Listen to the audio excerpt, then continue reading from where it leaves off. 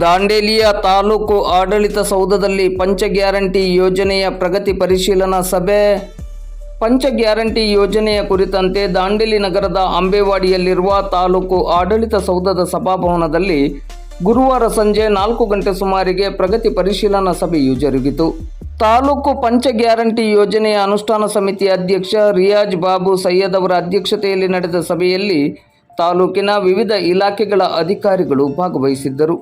ಪಂಚ ಗ್ಯಾರಂಟಿ ಯೋಜನೆಯ ಸಮರ್ಪಕ ಅನುಷ್ಠಾನಕ್ಕೆ ಹಾಗೂ ಈ ಯೋಜನೆಗೆ ಸಂಬಂಧಪಟ್ಟಂತೆ ಇರುವ ಕುಂದುಕೊರತೆಗಳ ಬಗ್ಗೆ ಮಾಹಿತಿಯನ್ನು ಪಡೆದುಕೊಂಡು ಅರ್ಹ ಫಲಾನುಭವಿಗಳು ಈ ಯೋಜನೆಯ ಲಾಭವನ್ನು ಪಡೆದುಕೊಳ್ಳಲು ಶ್ರಮಿಸಬೇಕೆಂದು ತಾಲೂಕು ಪಂಚ ಗ್ಯಾರಂಟಿ ಯೋಜನೆಯ ಅನುಷ್ಠಾನ ಸಮಿತಿ ಅಧ್ಯಕ್ಷರಾದ ರಿಯಾಜ್ ಬಾಬು ಸೈಯದ್ ಅವರು ಸೂಚನೆಯನ್ನು ನೀಡಿದರು.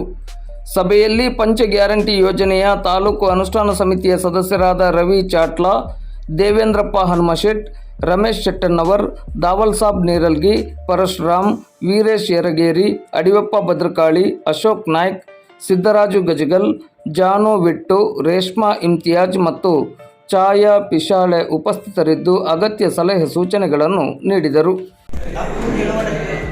ನಮ್ಗೆ ಇವತ್ತು ಬೆಳಗ್ಗೆ ನಮ್ಮ ಆಫೀಸ್ಗೆ ಬಂದ ಮಾಹಿತಿ ಕೊಟ್ಟಿದ್ದಾರೆ ಮತ್ತು ಎಲ್ಲ